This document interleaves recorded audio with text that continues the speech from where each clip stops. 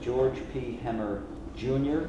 from the class of 1971 and George P. Hemmer III from the class of 1998. They may be the only father and son team that played rugby for Fairfield University that we know of. Let's start with George Sr., that would be Junior. George, how'd you get to Fairfield? Tell us about where you came from and what sports you played in high school. Well, basically, and you're kind of aware of my high school background only because you've been involved with them. I grew up in Newark, New Jersey, and at that time there weren't any travel teams. Parents rarely went to games. The only sports that were played were football, basketball, and baseball. Wasn't any lacrosse, wasn't any hockey, wasn't any of these things that we have today. In high school, I went to St. Benedict's Prep in Newark, which was supposed to prepare me for college, and wound up wrestling, basically for the time that I was there. What's kind of interesting back then, when you went to parochial high school, they tried to steer you to a Catholic or parochial college. So Fairfield was one of the ones on the list. And what was interesting is, I can remember senior year, a bunch of us in the library sitting down deciding whether we were going to go to college. And of course, one of the big factors in our decision at that time was the Vietnam War. So we all figured it'd be a good idea maybe to go to college. But we didn't want to go too far away. So we took out a map and we looked at the colleges that the Benedictine monks were trying to get us to go to. I'm not certain if they got kickbacks or not. But so one of the ones that didn't seem too far away was Connecticut, Fairfield University. So we figured, hey, let's try this, give this a shot. It's only an hour and a half away from Newark. If we need to get back, we can probably get back. So 17 of us applied and got accepted. 15 went, 13 graduated, and I think 2 are deceased now. So that's not a bad percentage of graduates. So what happened there was, I was there with 15 guys that I went to high school with. We each had 2 roommates. So basically, we had the whole freshman class kind of covered, right off the bat. Most of us had played sports in high school. Most of us were broken down athletes from whatever we played, whether it was basketball, football, wrestling, whatever.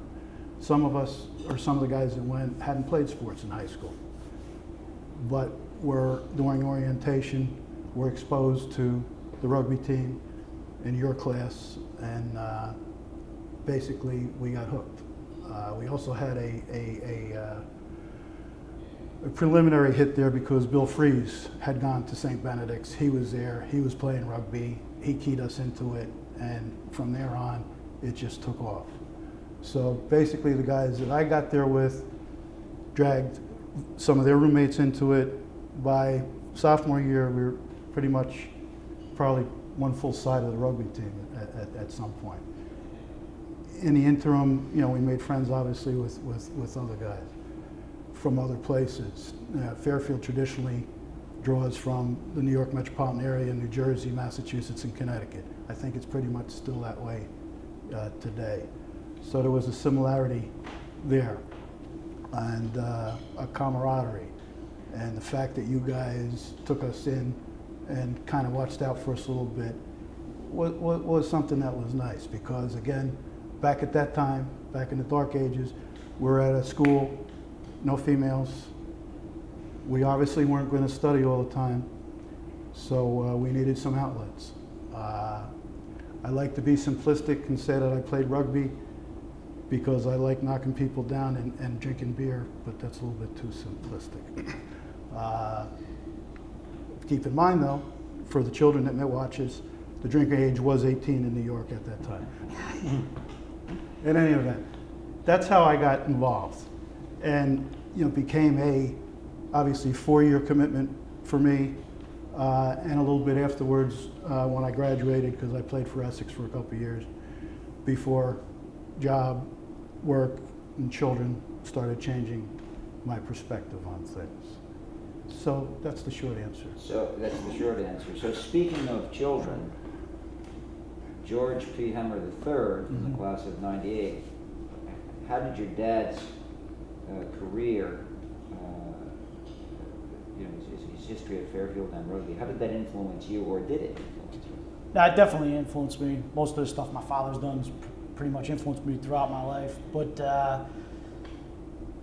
I played 3 sports in high school. He moved us out of the mean streets of Newark to the neighboring town of Bloomfield, where my mother's from, so I didn't have the same, upbringing in sports by that time. Started coming into vogue. I guess everybody's playing. So I played 3 sports pretty much my whole life. I played soccer, basketball, and baseball, and played it in high school. And then at some point I switched from baseball to golf in high school. And I always I knew I wanted to play sports, but I wasn't going to be, doing a D1 thing. I think my best sport was at the time basketball. I think he probably would have liked to see me if I tried to walk on and whatnot. And at that point, I went. They're like, you're going to have to change your schedule around, all this. I was like, yeah, I'm not having it. But I needed something to do. I actually remember the first time I kind of learned about rugby. He has an old picture of his team, or he used to, in the garage.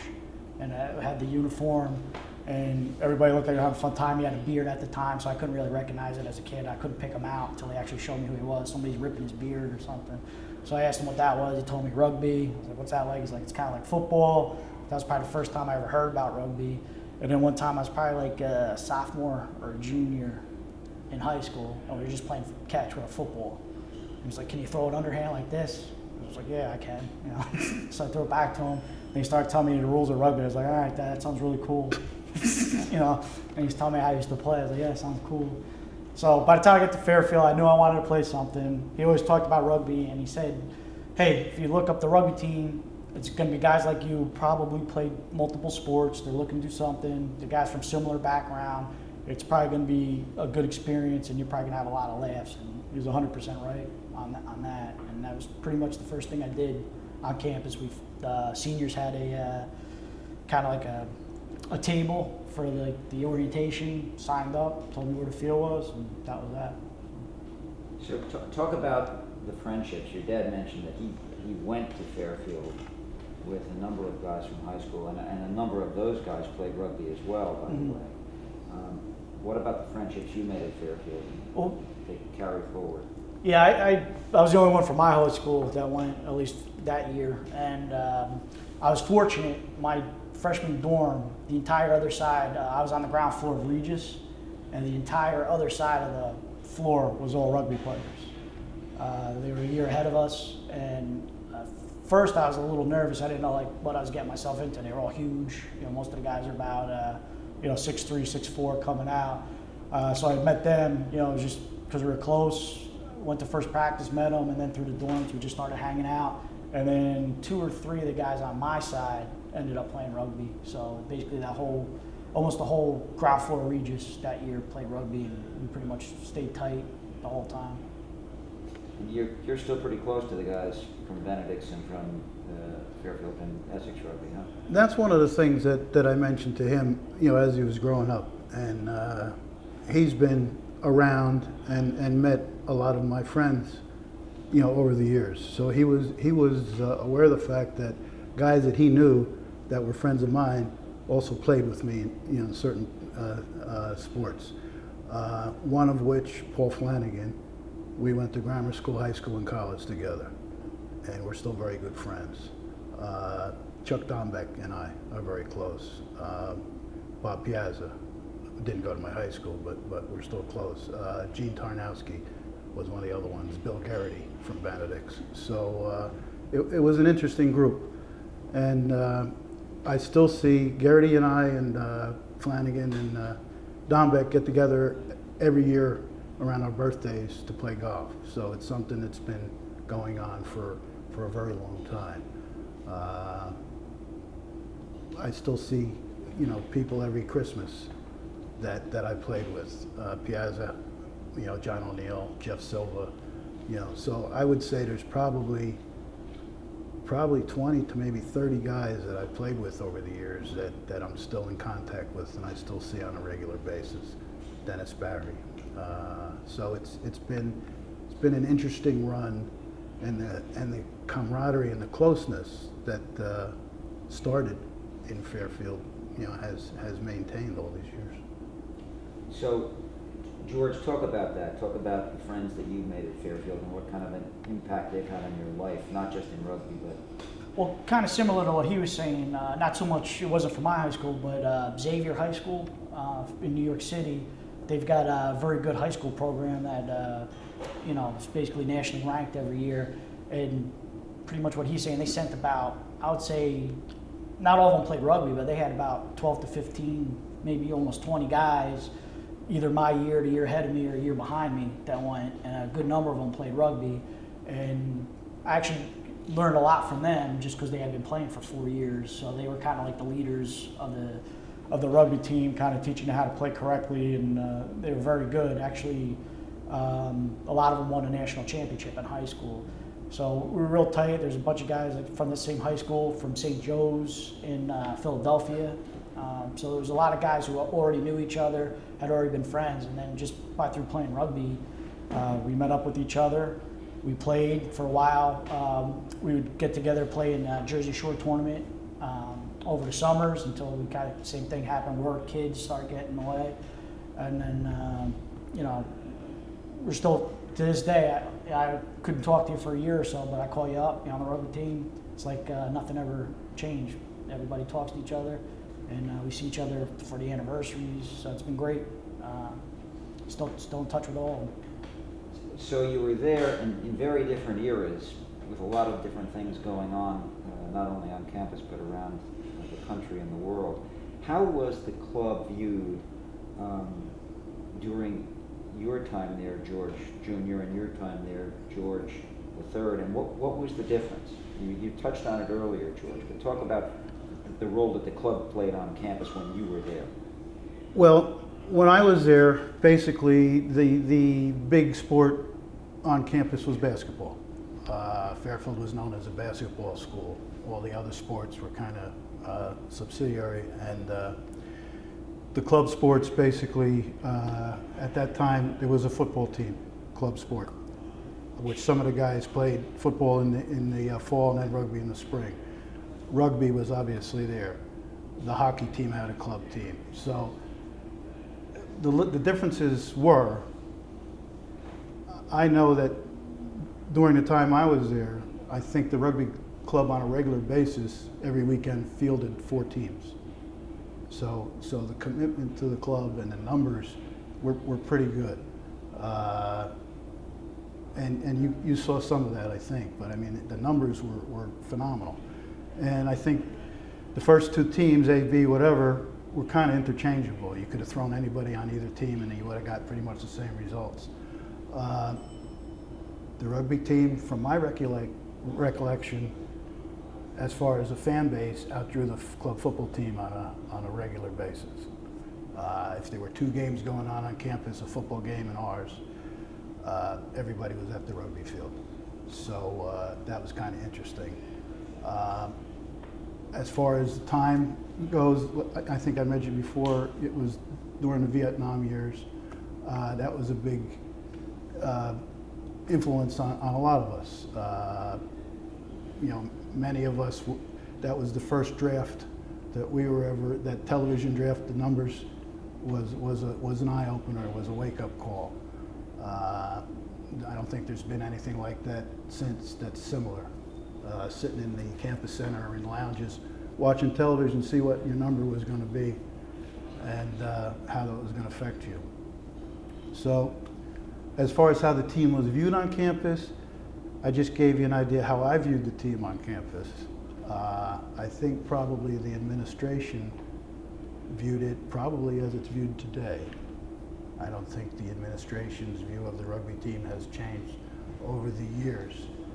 We were kind of like a renegade type club that basically the people that played rugby over the years, from my estimation, have done very well. So George, how was the club viewed when you were there? That might be the same or different from your dad's? Well, the biggest difference is when I went there, we had girls. Yes. So that's probably the biggest difference. We also had more sports on campus because you had the girls' sports, lacrosse. We didn't have football came later, which caused a bit of a problem. But Again. we had basketball, hockey. We had all kinds of sports. So kind of how it was viewed on campus, I would say it's very similar. I think the school didn't really look at us as a kind of a serious type team, which is a little bit frustrating to us because I kind of viewed rugby guys as probably some of the better athletes. I know watching guys play intramural basketball and stuff, there's probably about 3 guys who played rugby that I think could have started or played for the Division I basketball team, or guys who could play baseball. They probably, if they tried out for these teams, probably could have made them just as well. So we were always kind of like a little miffed that they didn't really, I think, kind of accept our talent and how much work goes into it and how athletic rugby players are. In terms of like the student body, most of the fans are parents or got our friends coming to watch the game, so it wasn't a huge turnout. What was particularly strange, well, I don't know if it was strange or what, around like 95, 96, girls started popping up watching us. It was like out of nowhere. It was usually just us playing in front of like a bunch of dudes. And then girls started watching us. We're like, wow, they're showing an interest. We got some groupies. I don't know what's going on. And then from that, girls started asking about playing, and that's kind of how the women's rugby team started coming up. But it was just a bunch of girls showing up. They were friendly with some of the players. They decided to start, and I remember by the end of I graduated in 98. I would say around like 95, 96 was the first Inklings of the women's rugby team, and then we started coaching them. And I know I coached for 2 years. My last 2 years, I coached the girls, or helped coach the girls women's rugby team. So it was growing. It was growing in popularity by the time we were getting out of it. So if you had, during your time, if you had to select a highlight or two of the rugby seasons and your career, what would those highlights be?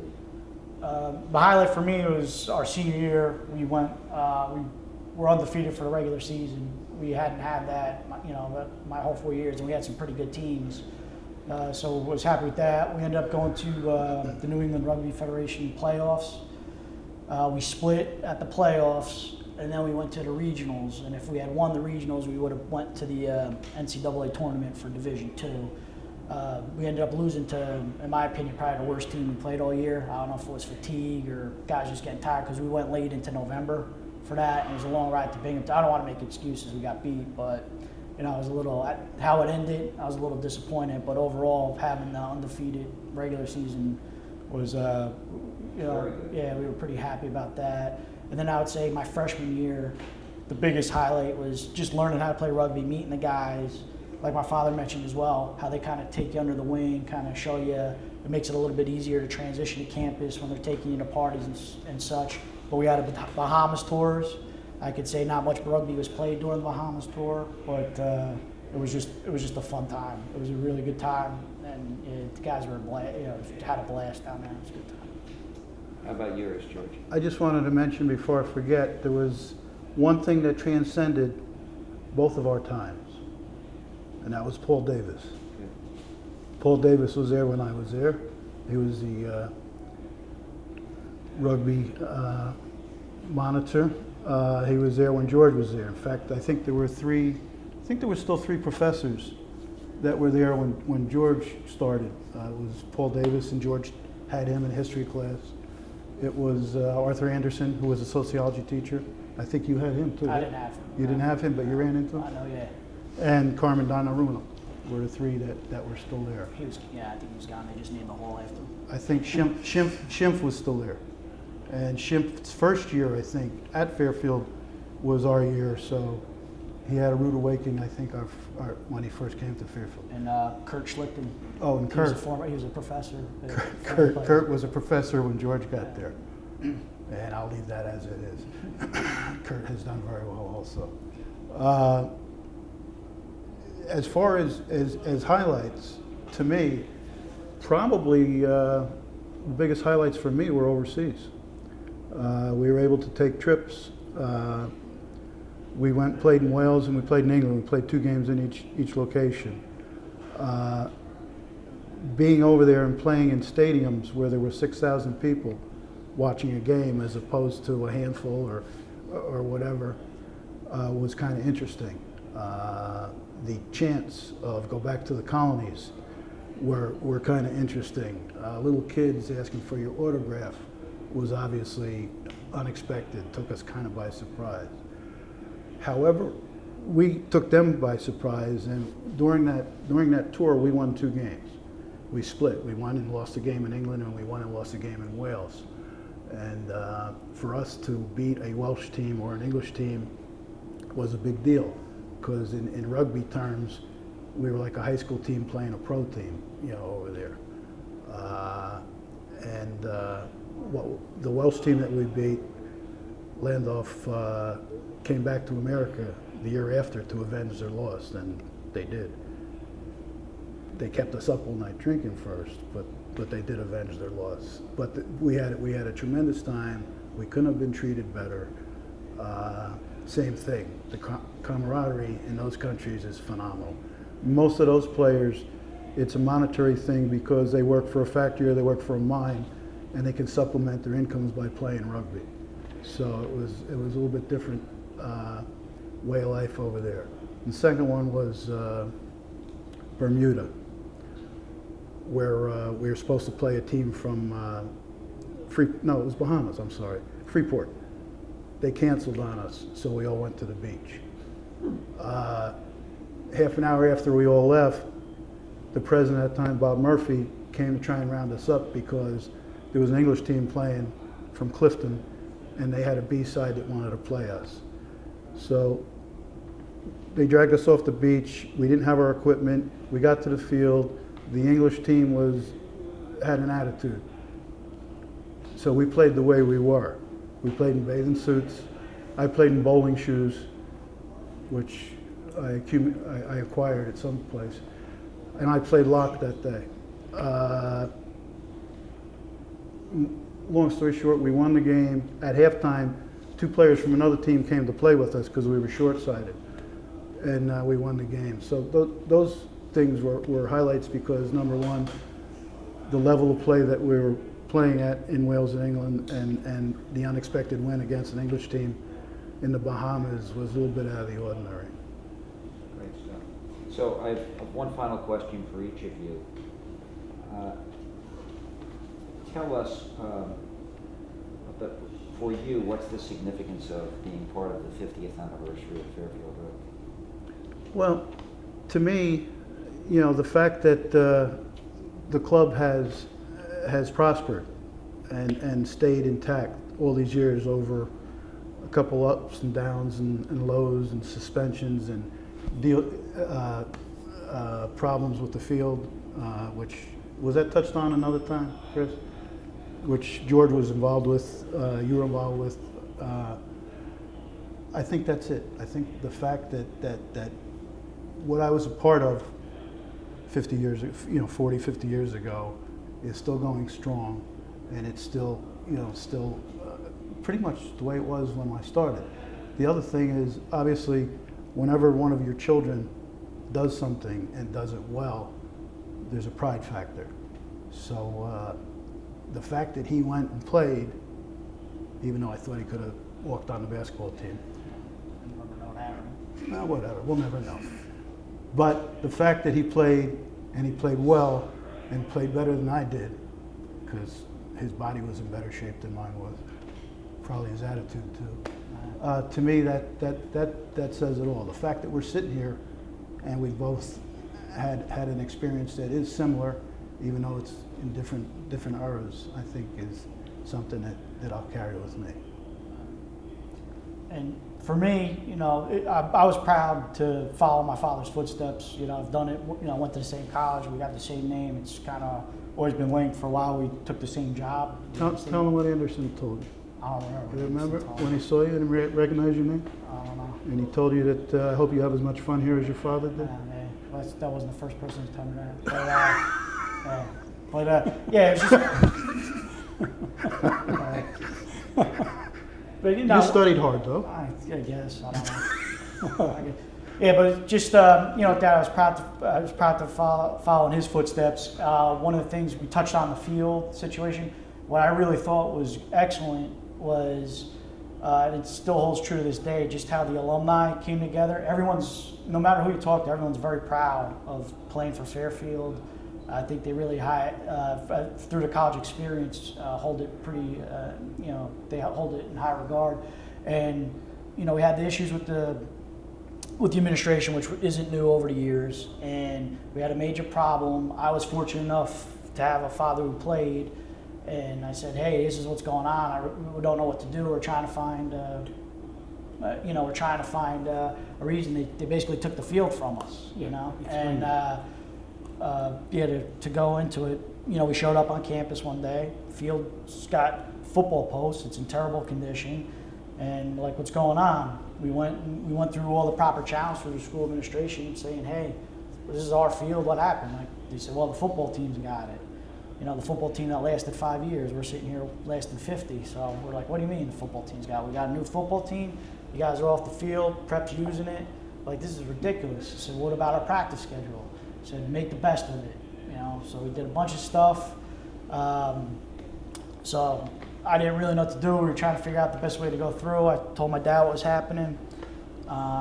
He started calling people at the time. I think he told me there was 3 or 4 guys on the board of trustees that used to be former rugby players. Got in touch with Chris Grauert, a lot of his old friends, and that's kind of how I got connected to a lot of the older rugby alums. Writing letters, the rugby team came to the rescue and kind of rectified the situation.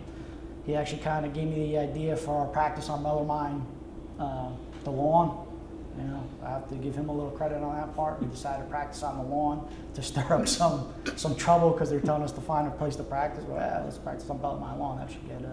I think he actually told us to practice on the gym in our cleats, but we put our own spin on it. But it ended up working out, and to this day, I met people in 1998 who had graduated in 63, 68 or whatever, and I still talk to you guys today. I'm happy to, and it's just a great thing. Everybody you talk to, and one day, maybe years past, if somebody's calling on me, because of the situation, I'll be more than happy to cause some more problems with the school. So it's one of those things. I shouldn't say more problems, but I get involved in the school. Bring the paperwork to their attention. Yeah, bring the paperwork. That the field is for a certain purpose. Yeah, but like I said, I was extremely proud. Got to meet Paul Davis, who had been out of rugby for a number of years at that point, and I met with him.